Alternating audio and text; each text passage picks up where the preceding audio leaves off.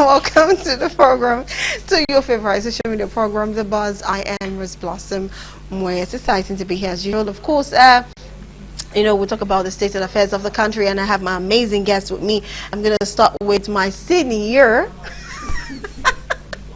journalist, Nuruddin Adigberi. Welcome to the show, sir.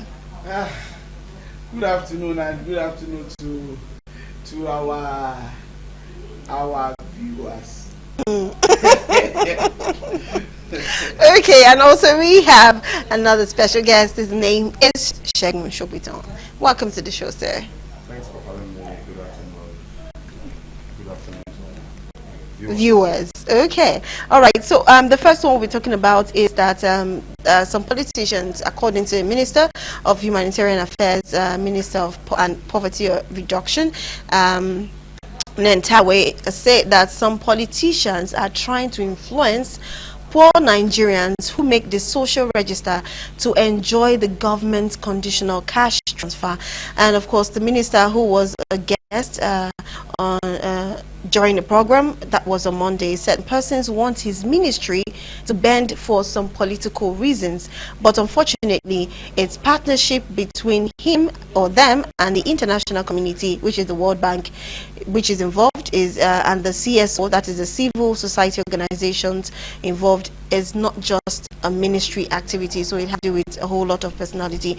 Now, the minister said he suspected cash transfers, and that the national identification number, which is NIN, and bank verification number, which is BVN, are now compulsory for all digital transfers for audit and transparency purpose. The minister said that though 19.8 million poor Nigerians are captured on the nation's social register to qualify for social safety fund, the government has validated only the identity of 1.2 million poor Nigerians.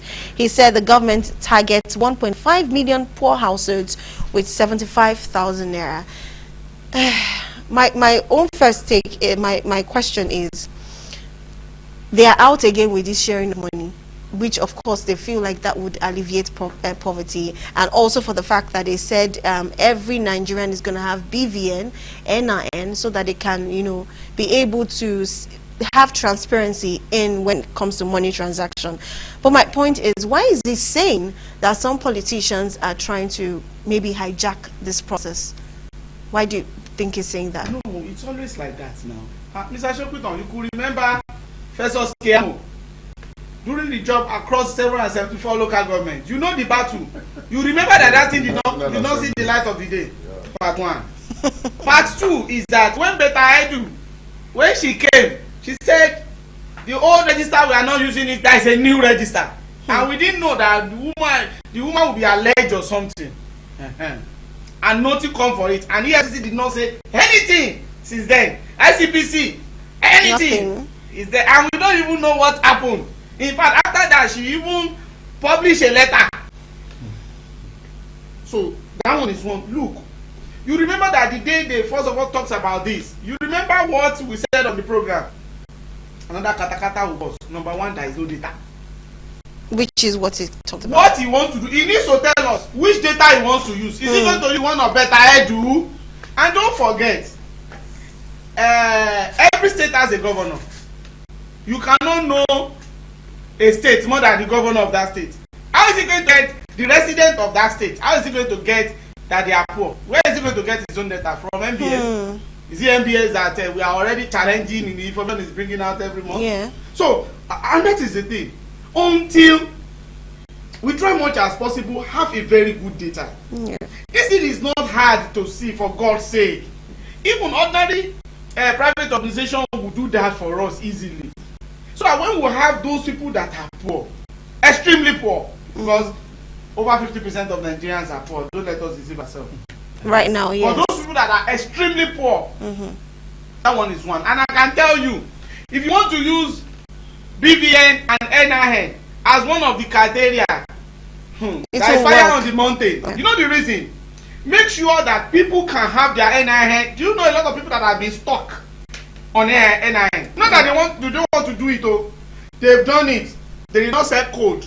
They did not see their tracing number. They did not see whatever. In fact, if you don't go to their office, and if you go to their office You line up, they will still collect for photocopy of what they are going to give them. They will collect maybe 500 naira.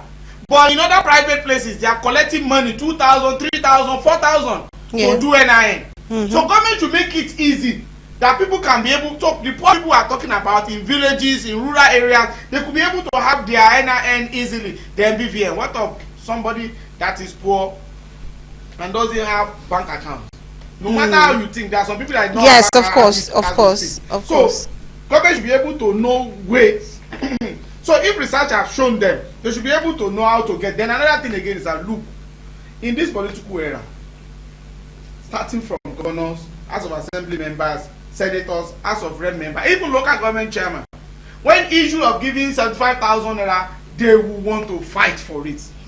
It now depends how it can be adamant, and he should not even put his own politics into it. If he wants to be fair, but he must be able to tell us which data he wants to use, because that data is very, very important. I can tell you that there was a time somebody sent a text to me that I should send my NIN to this particular number that one particular party is giving, and I called the number back. Where did you see my number? Am I a member of your political party? And if you don't know I'm a journalist, I don't need your money. Out of all the family members you have, pick one of them to represent me. Right. So, and that is the thing. So one thing that is so important there is that we need to do something. We need to do things accordingly. I'm telling you, if we don't have data, we may be giving the money out, we are giving it to the wrong person, and it will not have effect. Yes, it won't have an effect. Anyways, I want to ask you, Shegun. Now, he said something. He's saying that a lot of politicians do not understand that it does not involve just his ministry. So he's saying that involves the civil society and also involves the World Bank. And invariably, he's trying to maybe pass a message that you cannot even have corruption in the midst of this. Do you think that is actually true? Even having the World Bank involved, having the civil society, do you think actually there won't be a corruption somewhere? Well, I mean, the World Bank was involved in the one that Buhari did in 2016, 2017. It was corrupt. So I don't know what he's talking about. we are all here. I think these guys need to understand that we're not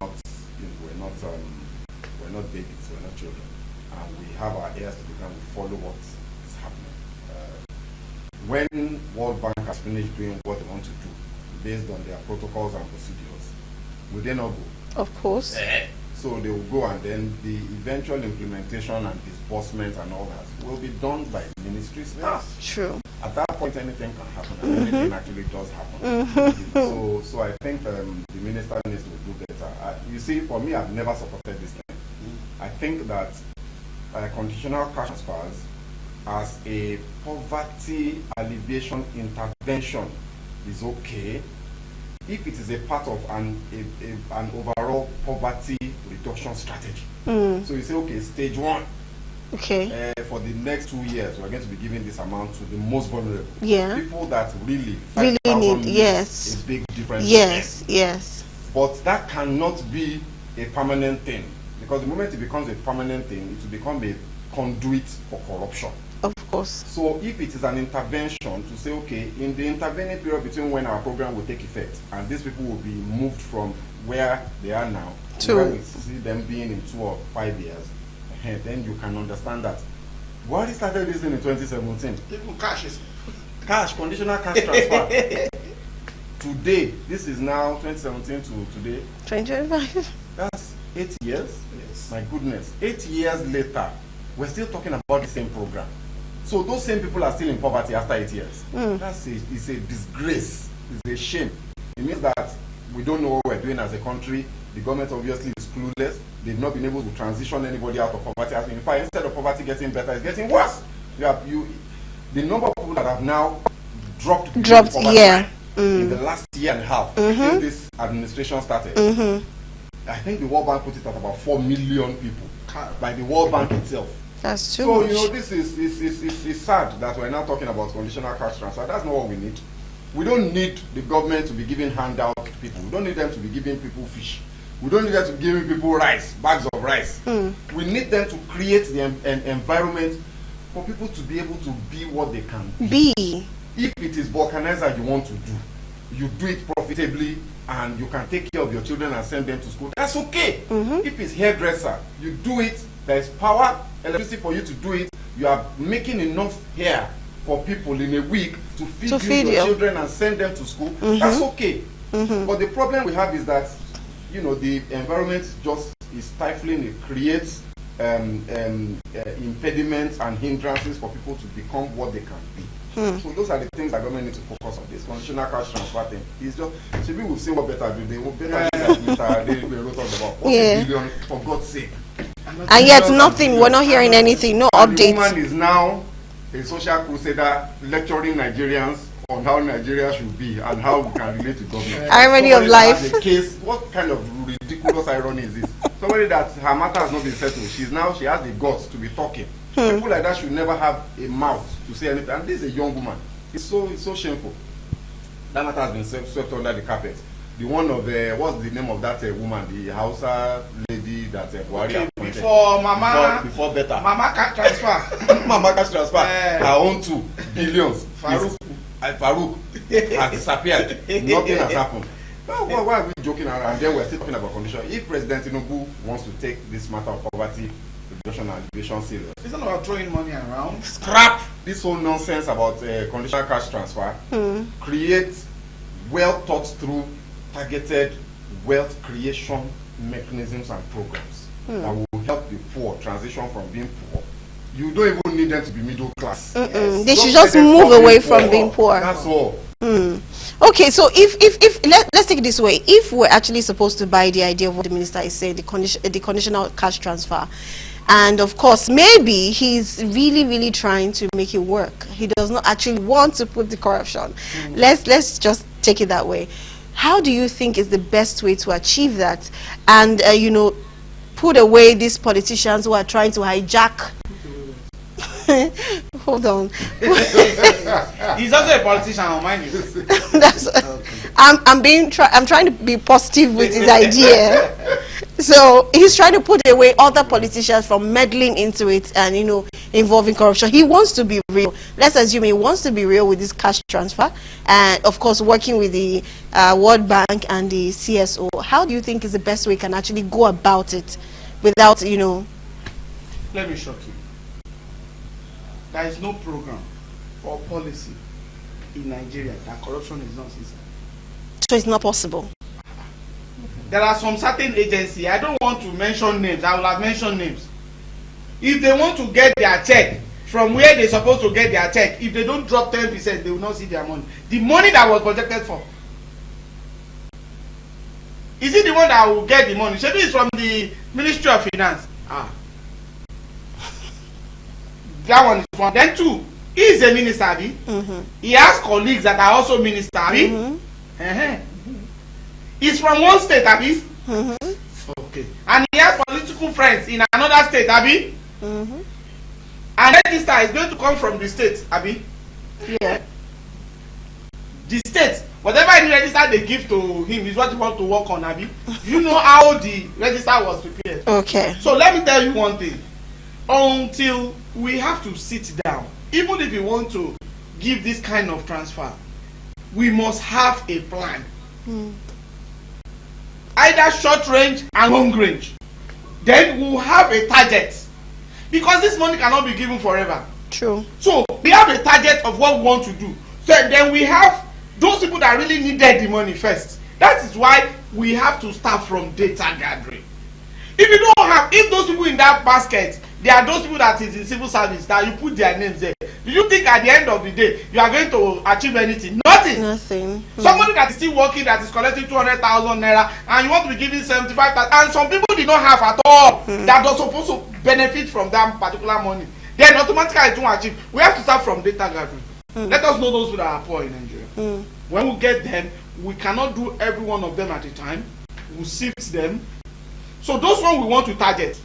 It's not about giving them money. Again, we have to make sure that all the requirements, we've ascertained that they are poor. Did they have NIN? No. What are the things you are going to do to make sure that they were captured? Did they have BVN? How do you want they are going to, so that they can be fully qualified? When they are qualified, we have to get their data. Have they moved from one place to another? so that we can be able to know their improvement. If we have been giving them for 1 year, we will review. Okay. How many of them are late? What are they doing now? So that other things that we've already planned, apart from money, that can really assist them. Maybe somebody said is using 75,000 naira to sell food, for instance. Now, okay, what are the things you are going to need in your canteen? No share, you normally roam about. Can we support that person with a bag of rice every week? Then what are the things? So that by the time we have those planning, in 2 years we could be able to say, in fact, we can publish their name. Those people that have moved from point A to point B. But in situation you are just giving money. You know how Baba used to give money on the street. Did you think they want to elevate poverty? No, now. They just want to do it for show off and move on. What the government is just doing is show off and move on. The same way all the other government has been doing it. Olusegun Obasanjo did his own 8 years, he left. Yaradua that have a very clean heart will not have the opportunity, but at least one thing that he has done that is so significant in the area of power and the area of Nigeria data is so very, and the one of electoral whatever is the one that started it. So by the time we move, Jonathan, he has his own system. Papa, go. Then another one, we have Daddy PMB. That one used 8 years with all this cash transfer. In fact, Vice President Professor Yemi Osinbajo now turn to money sharer, going from one market to another. What have we achieved? Until we plan it. That's why in a very sane outline, they don't just give money. They have a plan of what they want to achieve. Even where they have food bank, they have a plan. There are some people that will be rich, they will never go to food bank to go and collect food because they have a plan. They don't just give money. Look at Trump now. He has not even used 1 month. Irrespective of whatever we think he's doing, whether right or wrong, there is a plan, and he has talked all this during campaign. So that is what we want to. We want to have a plan. It's not that we are just going to be throwing money. To me, corruption is the basis. The middle, that is corruption. Process, the route that is going to follow, the element of corruption that can creep in. At the end, too, there will also be corruption. At the end of the day, we will just wasted a lot of money and will not achieve anything. Let us go to the basis. Data gathering is very, very important. So, as we are today now, our government doesn't have a geocoding database. In this country today, the government does not know names of the streets in the country. Anybody can give any address on any document and it will pass through. The government doesn't know. You know, so how can you run a program like this? It's not possible. It's just corruption. I think Mr. Adebiro has said most of the things that need to be said. If you want to run a program like this successfully, you need data. You need the names of the people, you need their addresses, you need what they do, you need their phone number, you need their NIN, and all of that. The government has some, they don't have some. Now, all of those things put together, if you put it together in a database, share the money to them electronically so you can have evidence of payments, because cash doesn't have a paper. It just disappears. Whatever I say I did with it is what I is said. What you say. Yeah. So if you can do that and then publish, I think the key thing for something like this to succeed is transparency. True. Deliberate, very conscious effort to be transparent about the entire process, including allowing people to be able to track the recipients. Till today, I've not met one human being, one human being that I've heard that knows somebody that have collected this money. I'm not talking of me meeting one person. Okay. Directly. Yeah. I've not even met one person who says I know. Okay. Till today. Mr. Adebiro, your ears are on the street, maybe you've met one or two. I've not met any. So for me, you know, this thing is a phantom. We're not sharing any money. If we were, we would be very concerned. You know, post pictures or names. Names is okay because you also want to be concerned about the privacy of those people. The person. You don't want to shame them, so to speak. Put their state by state. Yes. Local government by local government. Put their name by local government. Their address is put or it there. State by state. So that I, in my local government where I am, I can look at the list. I will see one or two people that I know. Oh, this person is the beneficiary. Oh, nice. This person is very nice. Nobody knows anybody. And you can attest to that. So you obviously know that this money is just disappearing into people's pockets. You know, so for me, scrap it. and look for a far better, more coordinated way of taking people out of poverty. Look, Blossom, India, transitioned 250 million, more than the population of Nigeria, out of poverty in 10 years. 250 million. 250 million people has left poverty in 10 years. And we're jokers.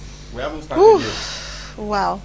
Anyway, anyways, well, like you said, I've also not heard of anyone who said he has been a beneficiary of this. You know what? Have you met anybody? Do you know of anyone? I say one or two, but Nigerians, one thing about Nigeria, even collecting that kind of free money, those ones that I know that I've collected, they are not even qualified people.